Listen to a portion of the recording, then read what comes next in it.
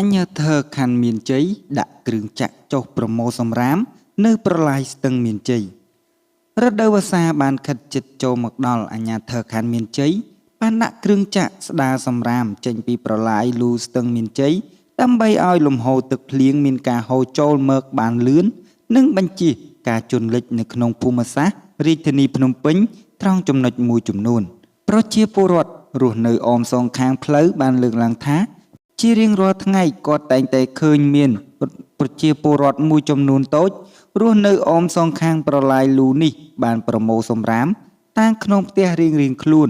មកដាក់ក្បែរមាត់លូនិងខ្លះទៀតឆ្លៀតឱកាសស្ងាត់បោះចូលក្នុងប្រឡាយលូតែម្ដងដែលធ្វើឲ្យសម្រាមអណ្ដែតពាសពេញផ្ទៃទឹកលូពលរដ្ឋបន្តទៀតថាដោយពលរដ្ឋមួយចំនួននៅខ្វះការយល់ដឹងពីការវិច្ឆប់កាកសំណល់លាយឡំចូលគ្នាធ្វើឲ្យសម្រាមសាយភាយក្លិនមិនល្អប្រសិនជាក្រុមហ៊ុនប្រមូលសម្រាមឯកជនមានការយឺតយ៉ាវប្រមូលសម្រាមមិនទាន់សម្រាមនឹងជះផលប៉ះពាល់ទៅដល់ការរស់នៅរបស់ប្រជាពលរដ្ឋ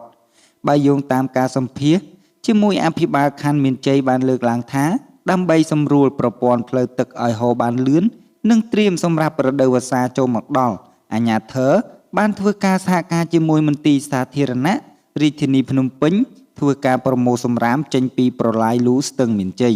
ក្នុងនោះសម្រាមភាគច្រើនជាផ្លាស្ទិកប្រអប់ស្នោជាដើមក្នុងប្រឡាយដោយសារតែការយល់ដឹងពាក់ព័ន្ធបញ្ហាទុកដាក់សម្រាមនេះពលរដ្ឋមានការយល់ដឹងតិចតួចនៅមានកម្រិតដូចនេះហើយទើបសម្រាមមួយចំនួន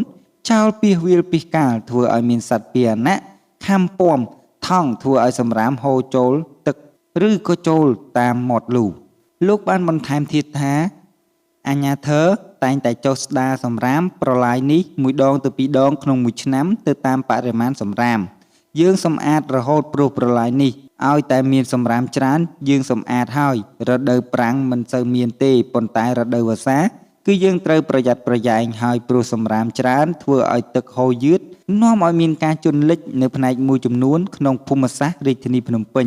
ជាចុងក្រោយក្នុងនាមជាអាជ្ញាធរមូលដ្ឋានក៏សូមសំណូមពរទៅដល់បងប្អូនប្រជាពលរដ្ឋមេត្តាទុកដាក់សម្រាមឲ្យបានត្រឹមត្រូវនិងបញ្ចេញសម្រាមតាមម៉ោងកំណត់ដែលក្រុមហ៊ុនប្រមូលសម្រាមនីមួយៗមកប្រមូល